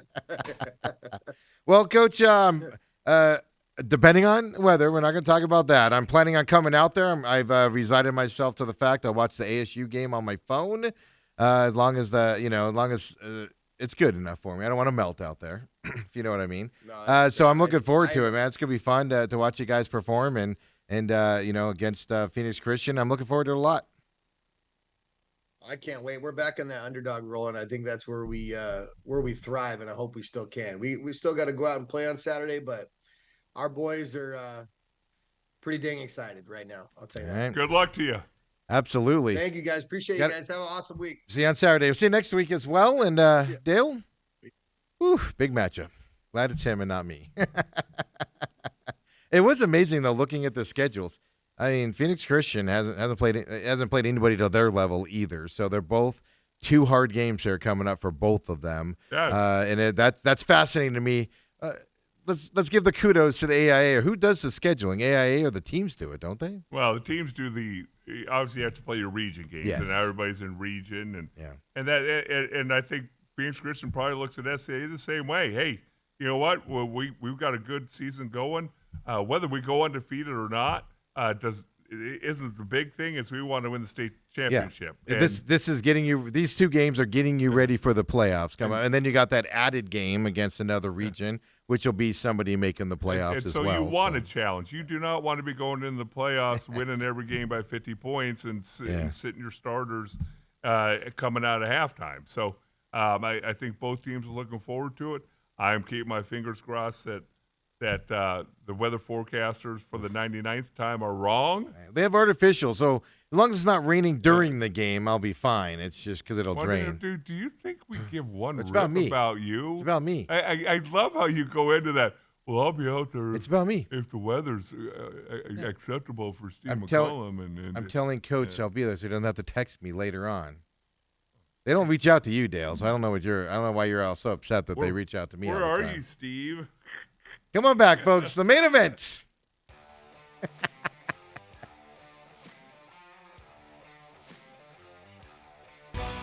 And we're back here. Main events. Of course, thanks for the bird's eye view there with Coach Mike Sheehan from Scottsdale Christian Academy. Of course, big game. I know we've said that a couple of weeks now, but this one is a serious one here coming up this weekend. It's going to be fun and exciting. Saturday night, high school football, no less, up there in Scottsdale, and it's going to be fun to see. Looking forward to that. And, of Are course, you going to take your boat, Steve? Or are you going to take your, you're going to drive? You're going to take your truck, your car? I know. Since I know my car can be charged in the rain, I had to do that with that one big rainstorm that one time, and I survived. I didn't get electrocuted. We're good to go, I think. I would make sure that thing is fully charged. The bigger thing for you is you have your Friday night game has artificial turf, but I don't think Dobson does. I think Dobson has natural grass. So Are they going to play on that little patch that you got in trouble for No, standing on? that's across the parking lot. Though. Oh, it is? Yeah. Yeah. If I come stop by on Thursday to see you, I'm going to go see if that patch is still there. There's no way it's still there. That's probably the Clark Memorial patch or something. Is that the right name? Or No, the that's the name? wrong name, That's the yeah. wrong name. I can picture the other guy, and I can't remember it right now. It comes to me every once in a while. Actually, I'm sleeping. Holberg said that he's stood in that patch of grass. Nobody yelled at him. That's because he wasn't a sports guy. You know how they treat you differently when you're on the sports side? I was coming in from stupid football practice. He's like, "Get off the grass." All the people with no skills in high school, they felt sorry for him. Wow. The people going to the short buses, they didn't get yelled at. Wow. They didn't get yelled at. You should have seen. I was listening to them a little bit coming in, and Brady's still on vacation. And I said, "Boy, I didn't realize how important Brady was to your guys' show." Oh, everybody just had a conniption. Yeah, I mean, yeah. All I'll say is they don't take the whole show off when Brady's gone. Obviously, Just like you don't take the whole show off when I'm not here. Trying to tell me something? yeah, I'm adding that on there as well. Yeah. Hey, tonight, Dale, Mercury getting back on the court tonight. Down 0-2. 5 p.m. Tip off. 5 p.m. Well, that's at 8 o'clock back east, Steve. That's fine, but good luck getting a crowd there. People taking time off It's work early. Wednesday. I mean, there's very little traffic. I don't know what the deal is with traffic. Everybody's on break now. I know SCA doesn't go on break till next week, but most schools are on break this week. Last week So it you was think just certain that's ones. so people don't go to work? It's vacation time, man. Who goes on vacation except for us? We just sit here, stare at each other. You had your choice. If you want some positives here for the Mercury, because I really didn't, Dale, but okay. I had to not be invited to lunch yesterday with you and Bruce, so I had to sit through that. Poor thing. Mercury have to stop the bench of the Aces. Their bench is just blowing the Mercury out. Mercury have to be more physical than the Aces. I don't know if you can possibly do that with them.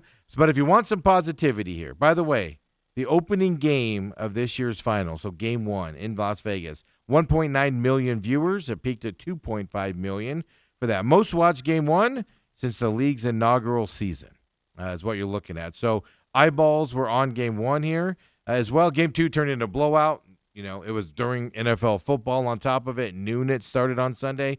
I have a feeling those ones are going to be a little bit lower based off of that. Yeah. But I do expect a decent number tonight, being that it's Wednesday night. The 1997 championship, and back then it was a winner-take-all one-game series in the finals for them, had more people watching. So can you imagine? We're going to name our championship.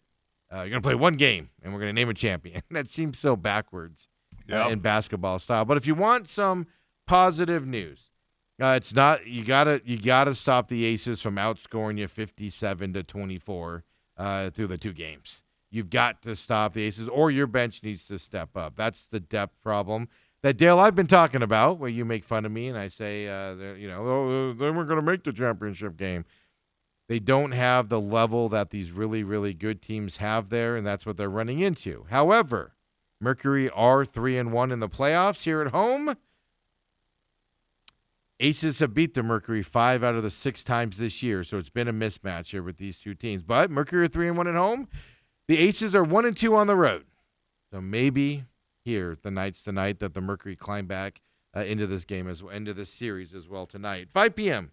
It's always so interesting to me because when I was growing up, when they had the best of 5, best of 7 series, if you go down 0-2 on the other person's court, it wasn't panic time. No. It's all they did was do what they're supposed to do. They won at home. They're supposed to hold home court. Then you come to your place and you win your games. It ain't like that now. And then that game 5 becomes very pivotal. If the Mercury don't win tonight, it's it's over. But it used to not be that way. As far as panic, I'm not sure. Hey, where's this game being played at, Steve? The Morgue down there, Phoenix, downtown Phoenix. There, the Morgue. Yeah. Mortgage Matchup Center. Yeah, the Morgue Matchup Center. Do you think it'll start being called the MMC? Okay, I have a problem with this. Robert Sarver in the 2021 NBA Finals changed the name from Talking Stick Arena to Footprint Center after Game 2 of that series. And the Suns were up 2-0. Downhill from there. And I said at the time, no, don't make wholesale changes now. Wow. And then they went on and lost. Right before the WNBA Finals start, you could have waited a week to announce it, man. That week does not matter. Oh, I bet you the MMC it does. That is true. Yeah, that is I true. think they probably wanted a little bit bang for their buck. It's not good news for the Mercury. You've changed something pivotal. Wow. How many fans are going to be outside going, well, I was going to the PHX Arena, the Phoenix Arena. Now I don't know where I'm going. Put it in your phone, Phoenix Arena. Just have you drive around in a circle. People are in some business center up north, the business offices for the mortgage company up north. In all seriousness, good luck to the Mercury tonight. They got to win this to get into that game. But the big news of the day here today, it's not the Major League Baseball playoffs. 4 games today, folks. If you're a baseball fan, I'm looking forward to doing a lot of nothing but baseball today. Not about NHL starting yesterday. No, we're not talking about that either. Okay. The big news of the day, the new look UFL. They unveiled their teams and their stadiums, Dale. UFL, spring football. They're going to Louisville. They're going to someplace else and someplace else. Wow. Here's the thing that they're doing that I like what they're doing. The Dallas Renegades, the Houston Gamblers, they left 3 markets because they had stadium issues there. Memphis, Michigan, and San Antonio, they're no longer in those markets. Orlando Storm, Louisville Kings, and the Columbus, Ohio Aviators there. But what they're doing that I like that they're doing, because every spring football league tries to go, oh, we'll just get a ton of fans and we'll pay for it that way, and they never get it. They're going to smaller arenas and smaller cities with smaller arenas. Even Dallas and Houston, they've rebranded. They're moving to smaller soccer stadiums, so under 20,000 seat stadiums. I like what they're doing. They're finally realizing you're not the NFL. No. You're not your top level. And Go there's to nothing- smaller arena. Worst case, you got to grow. And there's nothing worse than playing an 80,000 seat stadium with 5,000. There's people there. 10,000 people. Even if there's 20,000, it looks empty, right? You have the tops all blacked off. So I do want, in all seriousness, I'm having some fun with the UFL and everything. In some seriousness, finally, a league is realizing, a startup league is realizing, start small and grow. What's the worst case? Someday you might need 60,000 people stadiums, but you don't need it now. Right. Start small, sell those tickets in those leagues, and move on from that perspective. So I do want to give them a little bit of credit in all seriousness. That's why I was bringing it up, not because I'm now a Louisville Kings fan. Watch out for my jersey to show up in the mail. Coming up. The other thing is NHL started yesterday. Did you watch any of it? I did not. Why not? I did not. You wussy. But I saw Connor McDavid sign a new contract. He left money on the table Yeah. to stay with Edmonton. Everybody's floored by that. Left a lot of money on the table. Edmonton wouldn't have been able to pay him, what they needed to pay him if there was a free market. I don't know, $100 million, Steve. I think I could get by. I'm not sure. He'll be, especially living in Edmonton. You ever been to Edmonton? It's tiny. I'm sure it's grown. But in terms of that, Panthers beat the Blackhawks last night 3-2. And everybody's kind of like, ooh, the Blackhawks better. No, the Panthers hung their banner, and they just got beat up by by their cross rival team there, the Lightning, in those 2 preseason games. Something like 490 penalty minutes in 2 preseason games. Bunch of suspensions, bunch of fines. Preseason Yeah. games? Well, I showed it. Were you here last week when I showed that first game? No. Then the next day they played each other, and even more penalties and stuff. Just fights galore going on. The preseason games, yes. Battle for Florida is strong in those 2. There. So Blackhawks, they lost. That's 3-2 against the Panthers. Nathan McKinnon did become the leading scorer in Avalanche history. They beat the Kings last night. And then the Penguins, New York Rangers are going to suck again this year, even though they have a new head coach. The Penguins killed them 3-0 from that perspective on the NHL side. When did the local team get started here in the NHL, Dale? Would you have the schedule pulled up? The Utah football clubs?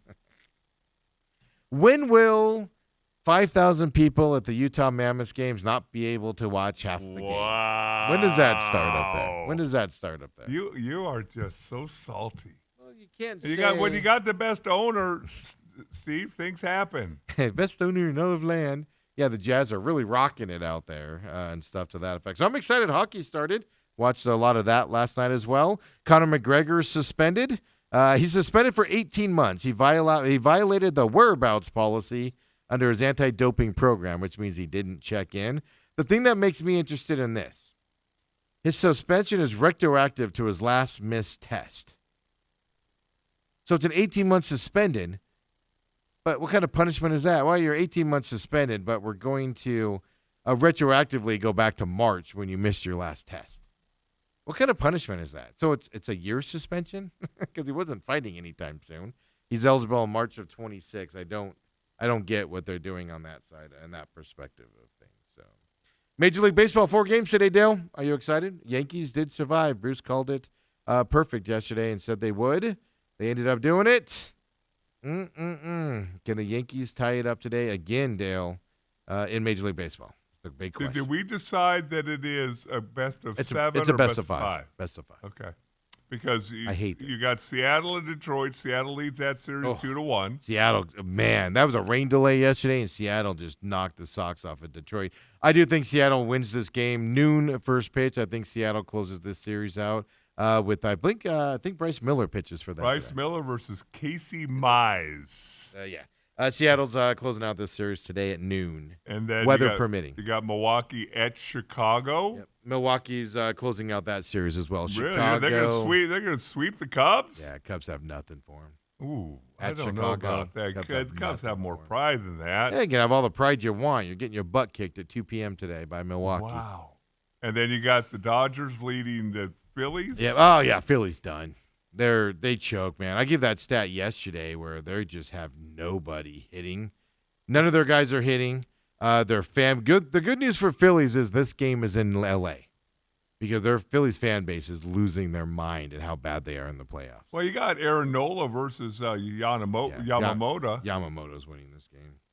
Yeah, it's gonna go 8 innings, 1-hit baseball. Wow. Phillies aren't hitting the other slackers on the Dodgers, the lesser pitchers. And you think Yamamoto's not going to go out there and just shut them down as well? Well, And you're not going to be able to get to the bullpen, and that's going to be Philly's demise. And I'm not going to lie to you, Dale. It's not a bad day when a Philly team gets unceremonially ushered out of the playoffs. So you're going to root for the damn Dodgers. I hate both teams. And then you got Can Toronto. they both lose? And the Yankees. Yeah. Uh, If it wasn't for Judge yesterday, Yankees would have gone home. He hit that home run. So playoff Judge showed up. He went away yesterday, and he actually showed up to play. That home run last night got him there. So that's a 4:10 or 4:08 p.m. first pitch for Toronto, New York. I'm seriously considering. Like, I like Seattle to go to the World Series this year, possibly win it. I do. I like them a lot. But I'm leaning toward Toronto here right now. I'm thinking Varland. Toronto's got a real shot. well, they're not winning today. Lewis Varland versus Cam Schlitter. Ew, the Yankees or the Toronto? Well, Schlitter's for the Yankees, and he's teed off. He's mad. Over under 8.5 runs. He's got a 3 ERA, doesn't he? I think Schlitter. Yeah, be careful when you say I that. know you got got to be careful on that.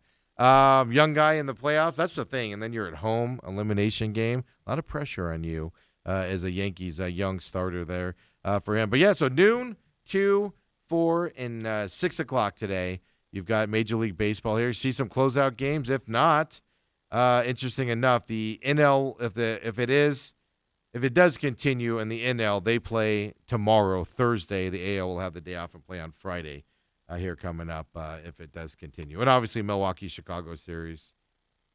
I'm sorry, not the Milwaukee-Chicago. Yeah, they both can be closed out today, the NL side. Sorry. And tell me this.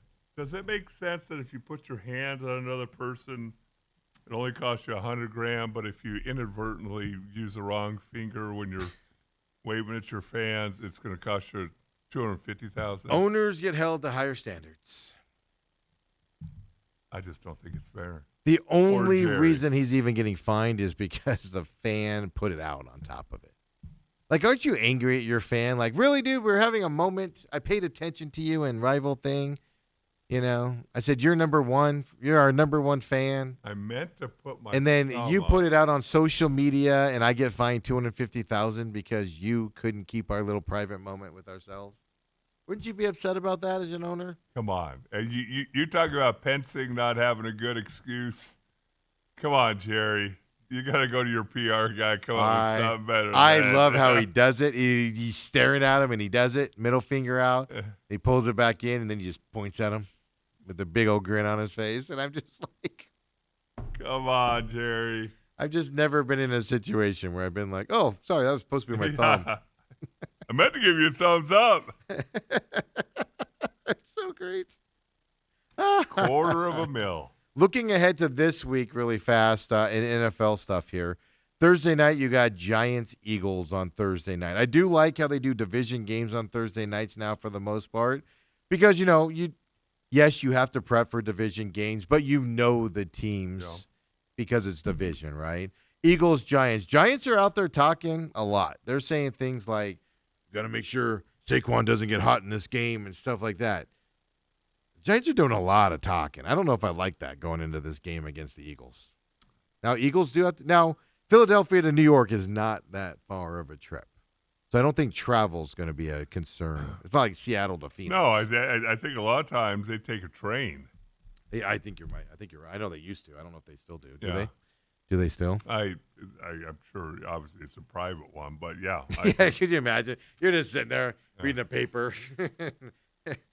Runyon walks by you. I don't know. Does Runyon still play? No. He's been retired for how many years? Lane Staley walks by you. Not Lane Staley. What's his name? What? John Staley. Not the singer of that band. Lane Johnson. Lane Johnson walks by you, and you're like, that's a big human. Lane Staley. Lane Staley. Oh. He was a singer at that point. But I don't know. I just don't. The Giants are getting some swagger back with Jackson Dart as their quarterback, is what I'm noticing, and Cam Scatteraboo. I can't as their believe running that back. you didn't you didn't record that New Orleans linebacker praising your boy Scatterman. I just found that funny more than anything. I mean, did you see that in that clip? Did you see that hit he took? It took 3 Saints to take him down, and he stands up and talks smack to him, and Cam's all, "It was 5 yards." He looks like a little kid. "It was 5 yards." Cracks me up. Cam Scatteraboo. I mean, you played in the NFL for a lot of years. You've probably seen some ultra physical guys like that. I know on the defensive side of things, you don't last many, many years when you're that physical. You got to kind of tone it down a little bit. And it's going to be fascinating to watch if he can do it and stay up there and stuff to that effect. But right now, it's fun to watch. And then go through 18 games of it, 17 games of it, 18 weeks, 1 bye week. Dale, 1 bye week. Well, you need to get off. You need to go to the bathroom. I do. I'm about to explode, folks. Are you sure you don't want to go into Drew Penzing again? Start that again? Maybe we changed our opinions.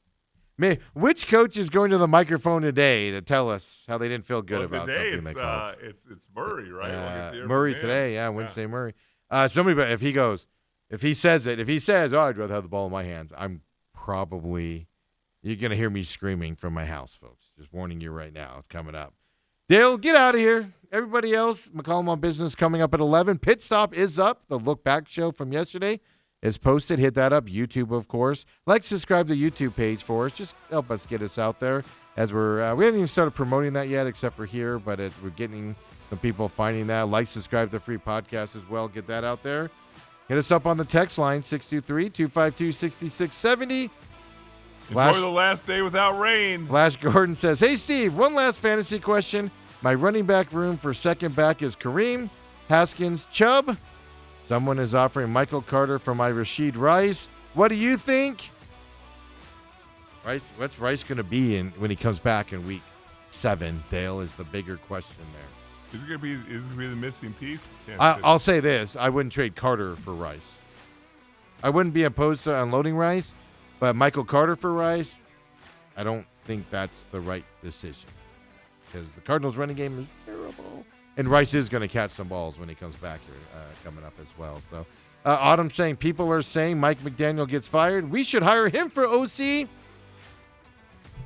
I'm calling Ross right now, the owner of the Dolphins. Please fire him. Come on. The one thing the Cardinals aren't going to do is spend money on another coach, folks. We're pipe dreaming here when I. Well, they just got an extra $100,000, so. That go to the team? Yeah, that go to the team? That, yeah. That's got to pay for his flight, his jet to the Colts. Come on back tomorrow, folks. We'll see you then.